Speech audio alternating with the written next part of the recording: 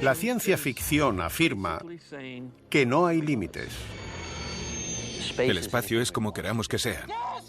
La escala del universo es sobrecogedora. Planteamos preguntas importantes como ¿a dónde vamos? ¿Qué dice de nosotros como humanos? Responde a algo esencial en el ser humano. Nos encanta el peligro.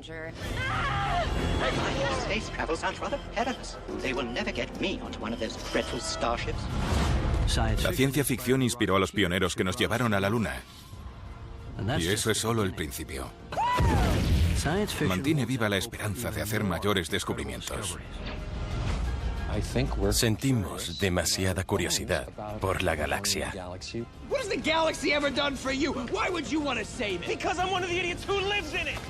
La humanidad está programada para explorar y saquear. Somos ciudadanos de la galaxia. También es nuestro hogar.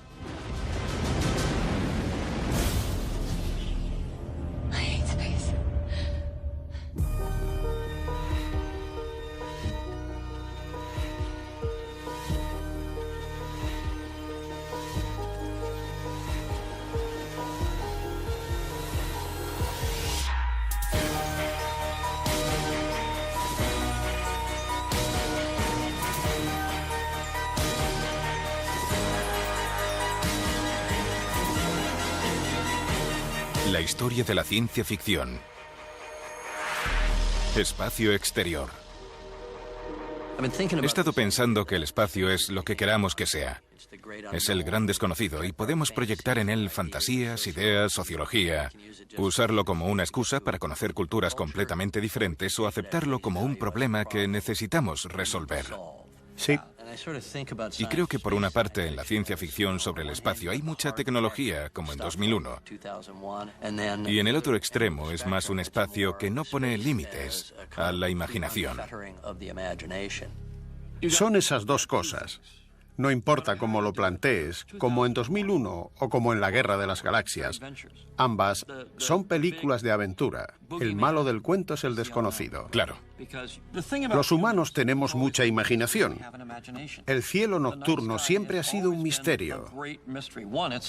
Nos da miedo porque si sales fuera te pueden comer y porque hay cosas ahí arriba, las estrellas, los planetas. Ya. Debe haber un significado. Como una atracción primitiva. Sí, el hombre es curioso. La curiosidad y la imaginación forman historias.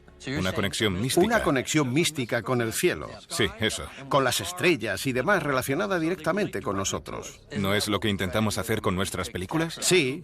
Captar un poco de esa atracción y ponerla en un cine para sentir lo que sería estar ahí fuera.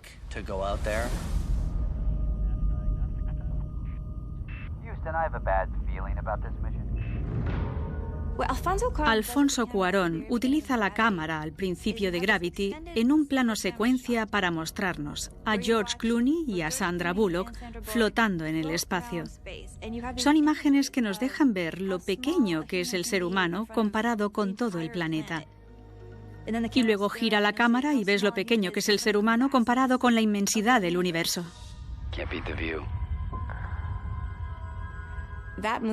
Esa peli llevó a la gente al espacio. No solo les enseñó las vistas, sino que les hizo sentir cómo sería presenciarlas. Para mí fue muy importante poder compartir eso, porque las vistas son inimaginables. Todo se veía muy claro e impecable. Casi duele a la vista por la nitidez de los bordes. Era enorme.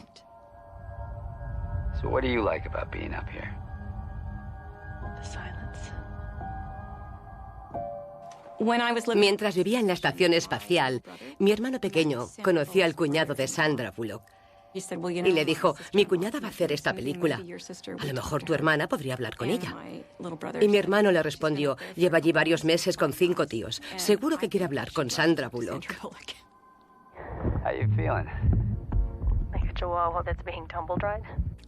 Quería saber cómo me sentía al despertarme por la mañana, que era lo más difícil, lo más fácil, para comprender cómo hacer que el espacio fuera real. Creo que Sandra parecía más decidida que novata. Los viajes espaciales llevan siendo un tema de ciencia ficción durante muchísimo tiempo. Es increíble el recorrido que hicieron los primeros autores de ciencia ficción para llevar una nave de la Tierra a la Luna. Georges Méliès era un mago que se enamoró del nuevo arte de la cinematografía. No solo inventó las películas de ciencia ficción, sino que inventó los efectos especiales. Se inspiró sobre todo en dos grandes pilares de la ciencia ficción, H.G. Wells y Julio Verne. Este último le dio el argumento y la historia para la primera parte de la película de La Tierra a la Luna. La segunda parte se basaba en la historia de Wells, Los primeros hombres en la Luna. Las primeras representaciones de los viajes espaciales mostraban solo a personajes que se movían en libertad, que abrían una puerta y salían al espacio sin problemas. Pero en 20 años todo cambió muy rápido en el cine sobre el espacio exterior y los viajes espaciales. Al principio de los años 20 salieron películas como La mujer en la luna de Fritz Lang, donde los personajes aparecían atados en los asientos, sienten la presión de la fuerza G en el pecho y luchan por respirar durante el lanzamiento. Otros escritores que trabajaban para John Campbell Jr. cuando comenzó a publicar Outstanding Science Fiction buscaban una verosimilitud científica. Gracias a ellos empezamos a disfrutar aventuras espaciales realistas y creíbles.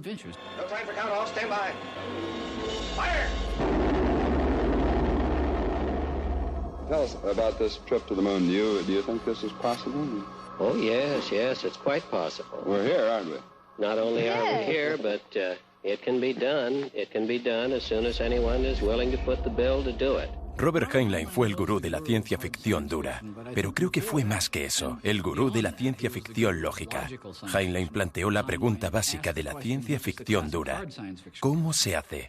¿Cómo se resuelve ese problema? Hoy sigue siendo una de las temáticas principales.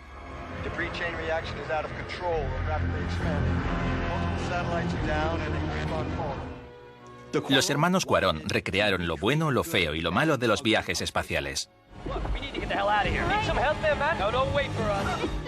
Una de las cosas que debatí con los hermanos Cuarón fue el síndrome de Kessler y el hecho de que un satélite destruido genere basura espacial que destruya más satélites. La basura espacial es un problema para las naves que viajan hoy en día por la órbita baja terrestre. A la velocidad que viaja esta basura, un objeto pequeño como un tornillo te golpea con la misma energía cinética que un obús.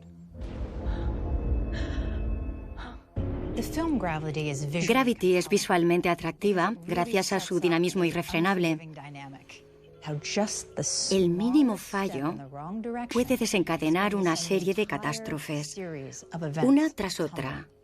Basta con eso. El único error que yo le veo a la película es que si estás en una estación espacial, lo último que haría sería dejar marchar a George Clooney. El universo guarda muchos secretos. No sabemos nada, eso es lo único que sé con seguridad. Pero debemos salir de nuestro sistema solar, debemos llegar a otro sistema solar. Pero Einstein decía que no se puede viajar más rápido que la velocidad de la luz. La ciencia ficción afirma que no hay límites. Es verdad. Sé creativo, no importa lo que digan o lo que hayas estudiado, y di, puedo hacer lo que quiera. Estás en un universo totalmente distinto. A veces nos olvidamos de que el espacio es inconmensurable. Viajar a otra parte del universo nos llevaría décadas, cientos o miles de años con la tecnología actual. Lo medimos en años luz porque es lo que tarda la luz en recorrer esa distancia. Viajar más rápido que la luz es el santo grial de los viajes espaciales. Ahora mismo es nuestro balonium. El balonium es lo que creamos para que la historia funcione. Es diferente al hangavium, que es lo que utilizas para distraer al lector o al espectador, y al anoptanium. Si tuviéramos el balonium adecuado, podríamos viajar a mayor velocidad que la luz. Es la limitación perfecta para un artista. Si no podemos superar la velocidad de la luz, ¿cómo vamos a poder explorar el universo? Los escritores de ciencia ficción dirán que tenemos que crear una velocidad superior a la velocidad de la luz.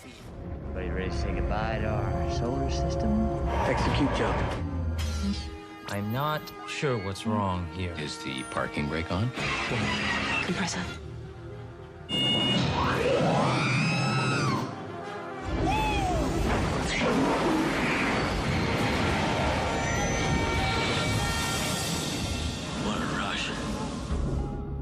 Con esa prisa, la ciencia ficción se embarca en una era de exploración. Planeta Prohibido fue una peli rara de ciencia ficción con mucho presupuesto en una época donde la mayoría de pelis eran cutres. Se pueden ver detalles que luego otras películas como Star Trek incorporaron directamente, o por lo menos le sirvieron de inspiración. La nave de Planeta Prohibido se parece al platillo volante del Enterprise. Los discos en los que se colocan son como el transportador. Seguro que los diseñadores de Star Trek la conocían y pensaron que molaba. Sin embargo, Planeta Prohibido es menos diversa. En eso, Star Trek es más especial.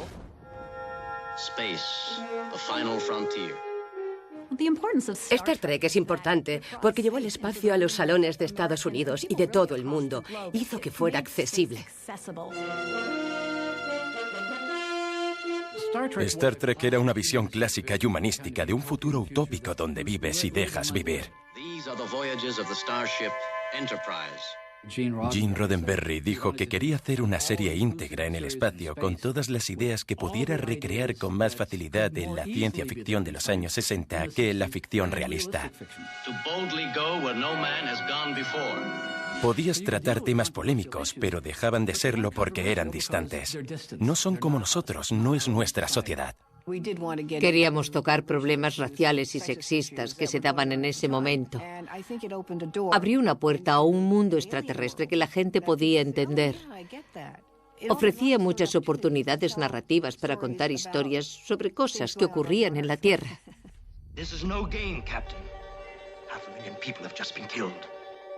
Hay un capítulo que se llama El Apocalipsis, en el que dos planetas hacen una guerra virtual. Computers, Captain. They fight their war with computers, totally. Computers don't kill 500,000 people. Deaths have been registered. Of course, they have 24 hours to report. To report? To our disintegration machines. Al final, Kirk dice: We're human beings with the blood of a million savage years on our hands. But we can stop it. We can admit that we're killers, but we're not going to kill today. Todas estas historias entrañaban un mensaje social. Gene sabía lo que hacía, al igual que lo sabían los guionistas.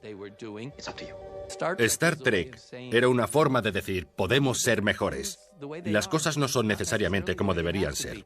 What about the cast of the show? I'm told that NBC only wanted white males on the bridge, no women, no blacks. When I brought in a mixed racial crew, both the network and Desilu Studios, which had it at that time, came in saying, what are you doing? You're going to ruin us.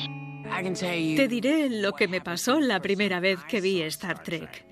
Antes no había personas de color en el futuro. No existíamos en ninguna parte. Y entonces Gene Roddenberry creó este grupo donde una negra bellísima era la jefa de comunicaciones y no una sirvienta.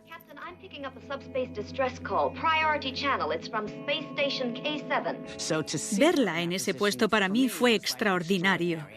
Por eso recurrí a Gene para hacer Star Trek, la nueva generación.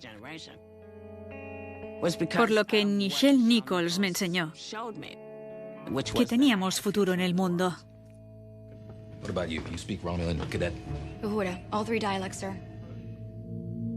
El día que conocí a Nichelle Nichols, estaba muy nerviosa, porque era la primera vez que interpretaba el papel de otra persona. No me juzgó, al contrario, me pasó el testigo y me animó a seguir adelante.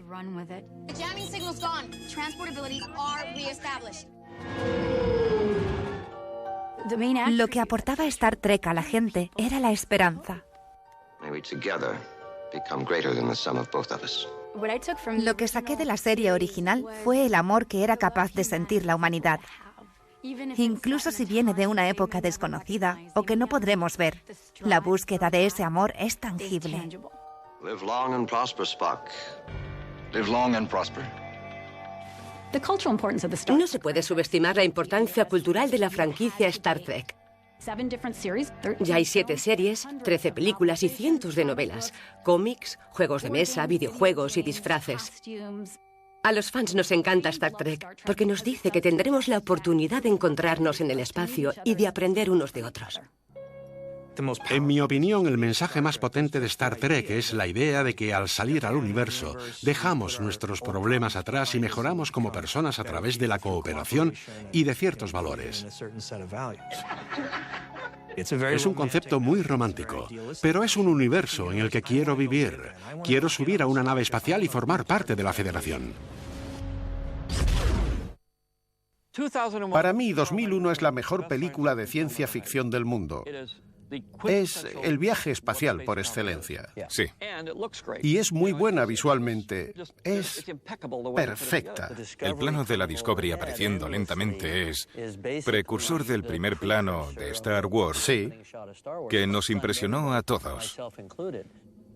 Seguramente 2001 me influyera más de lo que creo. Y al mismo tiempo me motivó. Es brillante.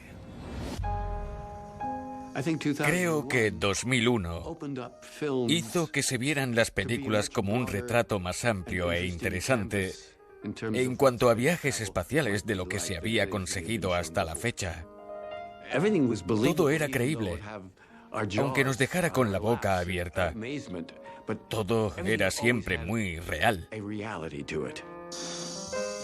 Es el largometraje de ciencia ficción más meticuloso y acertado que pudieron crear entre Arthur C. Clarke, el escritor de ciencia ficción dura, y Stanley Kubrick, el cineasta visionario. Pensaron, solo necesitamos imagen, que el público saque las conclusiones. Todo era sorprendente y con una innovación visual de enorme importancia. No por su realización, sino por su parte de salir al espacio exterior. Claro. También. Es a lo que ahora se enfrenta la realidad. Por eso se habla cada vez más de Marte. Pero tenemos que hacer que la gente diga, esta aventura es divertida.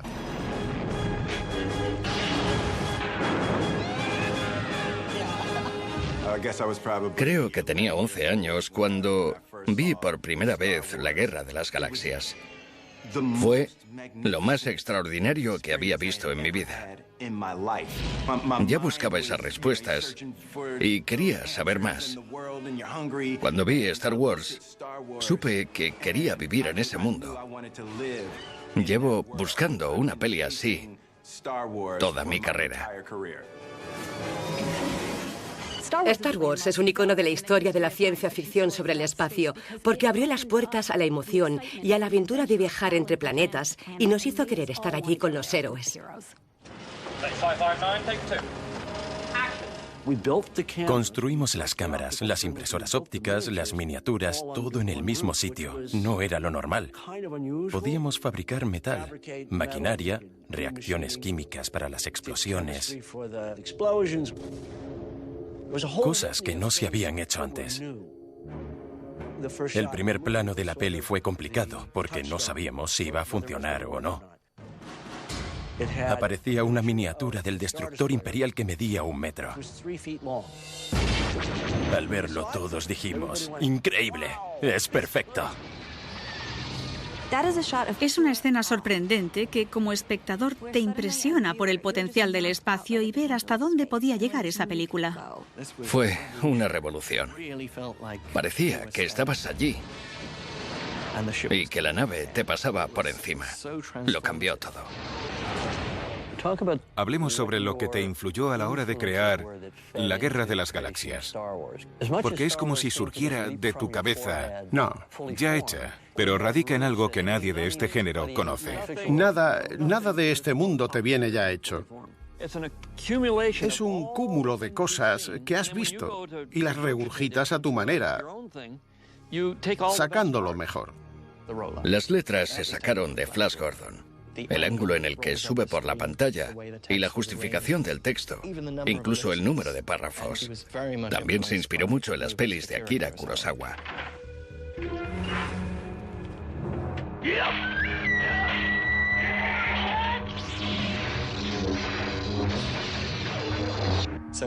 En cuanto a las pelis de vaqueros, Lucas se inspiró en Centauros del Desierto de John Ford para imitar la escena en la que se cargan al tío Owen y a la tía Beru.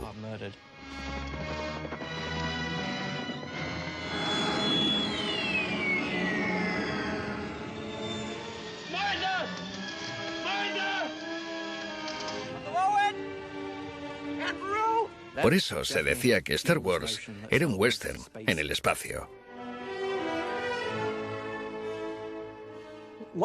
Algo esencial en la Guerra de las Galaxias era la adrenalina y el concepto de una trayectoria en el espacio. Y eso aportó cierta calidad visceral, en parte por ese subidón.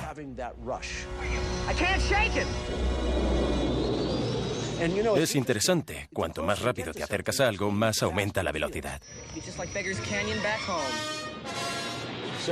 Por eso hicimos la trinchera de la Estrella de la Muerte. Para que la gente se subiera a una nave que viaja a gran velocidad y disfrutara de la sensación como si fuera real. Hay muchos planos buenos en la Guerra de las Galaxias, pero hay uno que hace que se me encoja el alma. Es cuando Luke ve la puesta de los dos soles. Tiene como un halo de melancolía. Es una escena con la que me identifiqué cuando era adolescente en Texas, con la que cualquier niño se podría identificar. Eso de no saber qué va a ocurrir ni qué va a ser de ti. Esa nostalgia hace que esta historia espacial sea algo que nos pasa a nosotros. Uno de los motivos por los que hice Star Wars fue dirigirla para niños de 12 años. A todo el mundo le gusta, pero estaba hecha para niños de 12 años. Todos tuvimos 12 años. Siempre digo que no hay que subestimar a los niños de 12 años. Son más listos que nosotros. Pillan las cosas más rápido. Ya. Se trataba de hacerles pensar de manera distinta. Todo era subjetivo y onírico. Sí, ¿quién dice que los Wookiees no pueden volar? Claro que pueden. Claro. No iba a obedecer las normas. Si puedes imaginarlo, puedes hacerlo. Pero si no sabes imaginarlo, es imposible. Sí, porque es la prisión de tu mente. Esa prisión de tu mente te permite hacerlo y puedes disfrutarlo e inventar muchas locuras. Sí, ahí está Chewbacca. Decían que era imposible que hubiera Wookiees en el espacio. ¿Cómo lo sabes? Tú solo revolucionaste la ciencia ficción de la cultura popular con la Guerra de las Galaxias en 1977. Habíamos tenido 3 décadas de películas desalentadoras, distópicas, apocalípticas, y la ciencia ficción cada año recaudaba menos dinero. Y de repente apareciste con una nueva visión. Una visión de grandeza, de esperanza, de fuerza. Y ¡boom! Star Wars es un drama espacial, no es ciencia ficción. Es como ver una telenovela, pero en el espacio. Sí, pero es más que eso, y tú lo sabes. Ya. Es un neomito. Ya, pero... Cumple el papel que tenía el mito en la sociedad. Sí, es mitología. Pero le diste una vuelta. No se me ocurre en ninguna película que jugara con el futuro usado. Siempre era brillante y perfecto. Era como un regalo que acababas de abrir en Navidad, con esa visión optimista. Y tú dijiste, no, el futuro lleva vivo miles de años. De ahí que el reptador de las arenas estuviera oxidado y todo estuviera un poco roto y usado. ¿De dónde viene esa idea? Porque no había precursor de eso. Pensé que tenía que parecer un sitio real. La transición de los viajes espaciales de la ciencia ficción entre los 60 y los 70 refleja un cambio de rumbo de la cultura de la época. El cinismo general de los 70 infectó esa visión del futuro. En plan, si llegásemos al espacio, las grandes corporaciones seguirían cargándoselo todo. Y así salieron pelis como Alien. Ves una nave donde ha pasado de todo. Tiene goteras. Sale vapor de las tuberías. Da asco. Y es un desastre.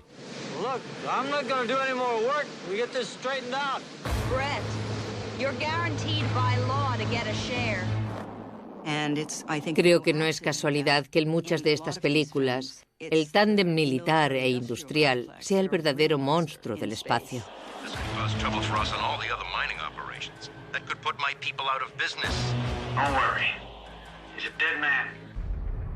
Ves que los hombres llegan a tierras en las que no habían estado antes. Y justo después, que los problemas humanos normales que existen en la sociedad se trasladan a esos mundos. Eso significa que habrá problemas laborales, condiciones peligrosas para los empleados, todas esas cosas que reflejan lo que podría ser nuestra exploración del espacio exterior. En algún momento se meterían las grandes empresas y quizás incluso el gobierno querría sacar tajada y eso nos llevaría a una sociedad militarizada como en Starship Troopers. We break net now and take you live to Klendathu, where the invasion has begun. It's an ugly planet! A fun planet! Un día, Paul Verhoeven y yo hablábamos de las películas que nos gustaría hacer, y él me dijo, siempre he querido hacer una peli sobre cómo sería tener 15 años en la Alemania nazi de 1935, cuando nadie sabía lo horrible que era. Era una idea muy interesante. La idea se me ocurrió de joven, cuando sufrí la ocupación de los alemanes en Holanda, de los fascistas, o nazis, como quieras llamarlos. Le dije que no nos dejarían hacer algo así, pero sí que podíamos hacer Starship Troopers. Nos basábamos en el libro de Robert Heinlein. Es un tratado político. Un tratado político conservador, donde afirmaba que si los militares gobernaran el mundo, sería un lugar justo. Él pensaba que la mentalidad que se inculcaba en el ejército de Estados Unidos era muy importante para que los niños se hicieran hombres. Starship Troopers es una importante película de ciencia ficción, porque es de las pocas que nos avisa de que los humanos pueden llevar lo peor de sí mismos al espacio y no lo mejor. Intentamos criticar lo que se hacía, sobre todo en los informativos. Esa manera de decir a la gente, te tienen que gustar estas personas, son héroes y heroínas. Por cierto, seguramente sean fascistas. Lo fascinante de estos noticieros patrióticos es que son muy similares a El triunfo de la voluntad.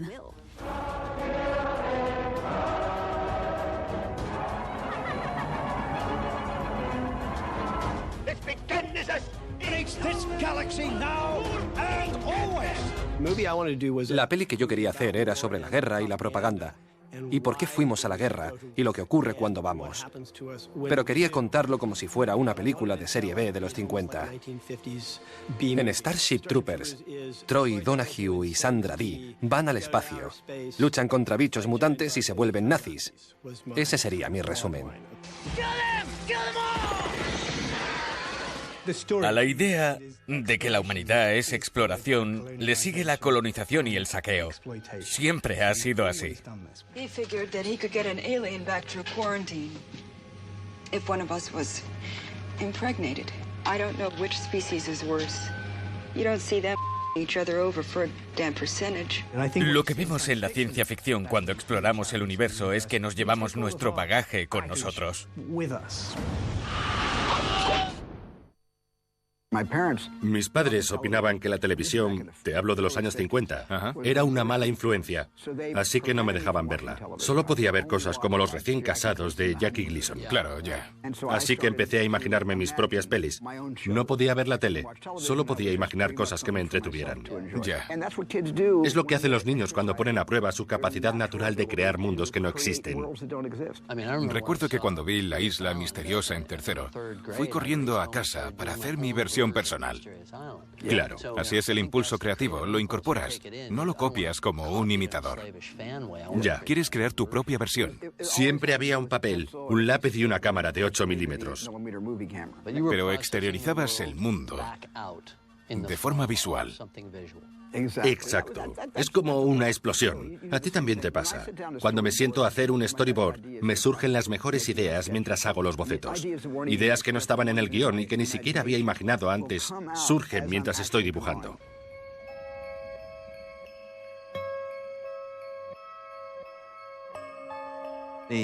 A veces se ignoran a los artistas de la historia de la ciencia ficción.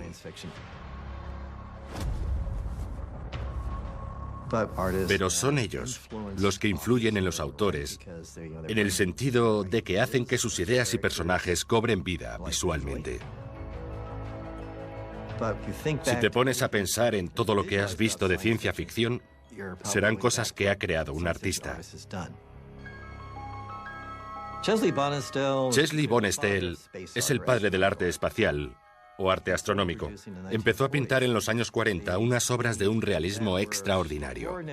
Hoy en día, podemos encontrar astrónomos, astronautas, astrofísicos e ingenieros que se dedican a lo que se dedican, porque de niños se maravillaron con Chelsea Bonestel.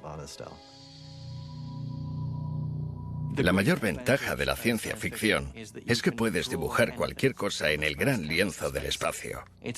Todo está ahí para que utilices tu imaginación. Al crear mundos, también creas una sociedad, un planeta y unas personas desde cero. Puede que no sean personas como tú y yo, pero son personas. Todas las plantas del impresionante bosque de Pandora, aunque solo aparezcan un segundo, tienen un nombre en inglés, en latín, en Navi y seguramente una descripción de 2 páginas sobre su medio natural, cómo se reproduce, cómo la usan los Navi. Si con eso vas a ir al detalle, no puedes escatimar en el idioma. Tienes que crear un producto cohesionado. Yo escribí el idioma. Son como 400 palabras. Hice un pequeño diccionario. Es gracioso porque solo lo hablábamos 2 personas. Mila y yo. A las 2 semanas se nos daba bastante bien.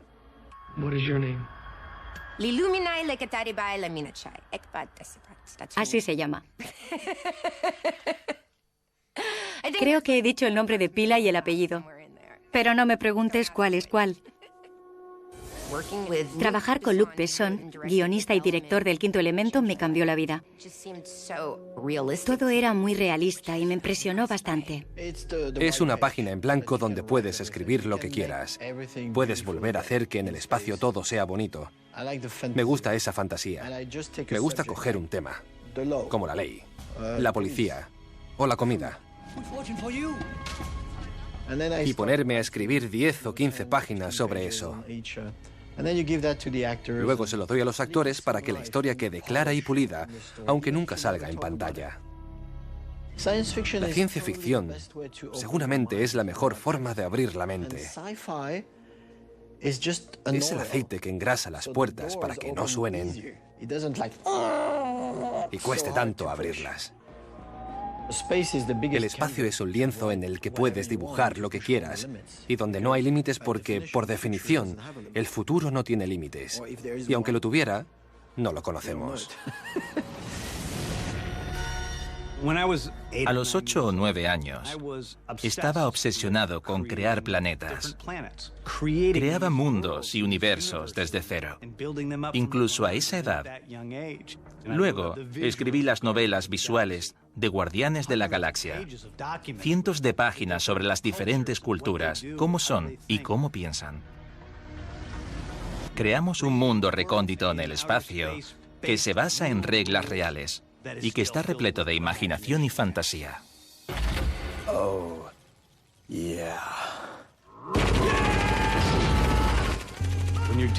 Si te enfrentas a un mapache y a un árbol, en cierto modo te enfrentas a la fantasía espacial. Pero pongamos que es un mapache que habla. ¿Qué sería? ¿Cómo sería? Así di con que Rocket Raccoon era resultado de unos experimentos y que se ha convertido en algo diseñado para matar. Ain't no thing like me except me. I'm Groot. Yeah, you said that. Groot es el personaje más popular de Guardianes de la Galaxia. Es el alma de la peli. Lo recuerdo como si fuera ayer. Nos preparábamos para rodar la escena en la que Groot se convierte como en un nido y nos protege de un impacto que nos va a matar a todos. Ese día en el set no podíamos parar de llorar. El personaje ni siquiera existe, pero estaba arriesgando su vida para salvar la mía, y eso me conmovió. Se parece un poco a Jesús. Es un personaje que da su vida y vuelve a nacer.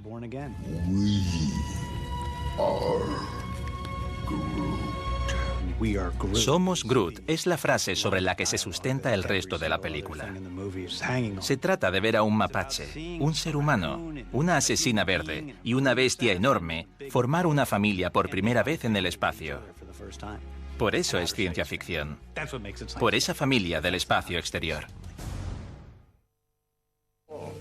Today it is you who learn the power of Mars. Tomorrow it will be the whole world.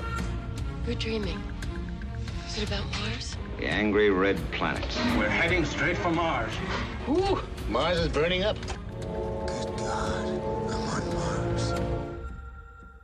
Hace 50 años, el espacio era un lugar extraordinariamente hostil.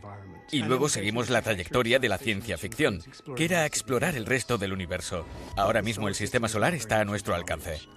Lo más cerca que Marte llega a estar de nosotros es 58 millones de kilómetros. En años luz no es tanto. Es una distancia corta en comparación.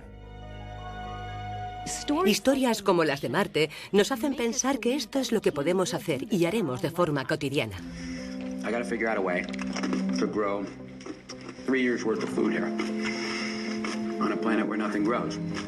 En Marte, ves a una persona inteligente actuando de manera inteligente. Utiliza su cerebro para resolver problemas en lugar de una espada láser o una pistola. They say that once you grow crops somewhere, you've officially colonized it.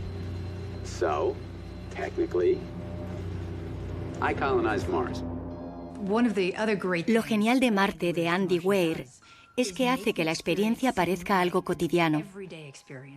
¿Te puedes imaginar cómo Mark Watney no es que siga adelante porque no sufra contratiempos, sino que se encuentra con todos los contratiempos posibles?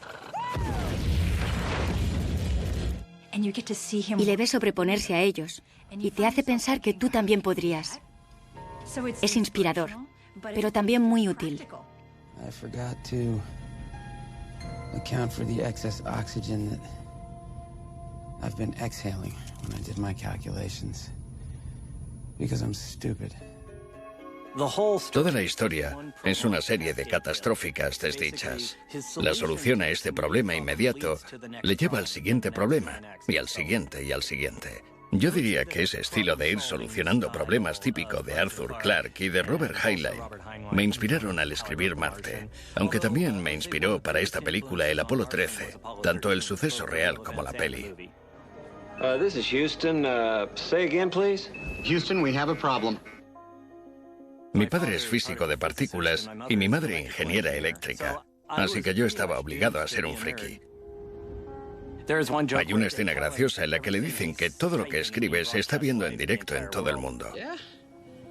En el libro dice, mirad, unas tetas, y dibujo unas tetas en ASCII, es decir, abre paréntesis, punto, y, punto, cierra paréntesis. No salió en la pantalla. Solo salía que lo veían y decían, oh. Como si hubiera escrito una ordinariez. In the face of overwhelming odds, I'm left with only one option. I'm gonna have to science the shit out of this. Recurrir a la ciencia para no j***la. ¿Qué significa eso? Es como ese subidón ante el miedo de decir, o muero aquí, o sobrevivo. Sí. Se apoya mucho en lo que yo llamo humor negro. No voy a pensarlo demasiado. Viviré día a día y hora a hora. Sí. Y recurriré a la ciencia para no j***la, para sobrevivir. Ya. Ahuyenta el miedo y el terror que le paralizaría. ¿Sabes lo que yo creo? Que todos somos ese tío. Que ahora mismo, tal y como están las cosas en la Tierra, sí, no tenemos otra opción que no joderla. Correcto. Para sobrevivir. Es una buena... Tenemos ahí la amenaza. Sí. Amenazas que causa la tecnología en gran parte y que la ciencia resolverá. Sí. Es una buena forma de verlo. El realismo que desprende Marte se basa en que pronto llegaremos allí, en un segundo. Ya está a la vuelta de la esquina. Y ahora tenemos la tecnología y estamos haciéndonos con los medios que nos permitirán llegar a Marte y colonizarlo. Por eso la película es importante y por eso es tan realista. This is space. It does not cooperate. At some point, everything's going to go south and you're going to say, this is it. Now you can either accept that or you can get to work. Si no descubrimos cómo llegar a Marte, vivir allí y construir otra nave que nos lleve a otro sistema solar, sí, estamos vendidos. A largo plazo, sí. Y decir, bueno, sí, tenemos 1.000 millones de años para pensarlo. Ya vamos tarde. Tenemos que convencer a la gente de que no es una locura. Si no tuviéramos estas películas, para decir, es una aventura, es divertido. Sí. ¿Tú crees que seríamos tan estúpidos como para montarnos en una nave e ir a Marte, donde solo hay arena roja? No, toda la idea es una aventura. Tenemos que hacerlo, la raza humana depende de ello. ello. Gracias por aceptar venir. Un placer. Ha sido una buena lluvia de ideas. Sí, para eso he venido. Yo no lo hago muy a menudo.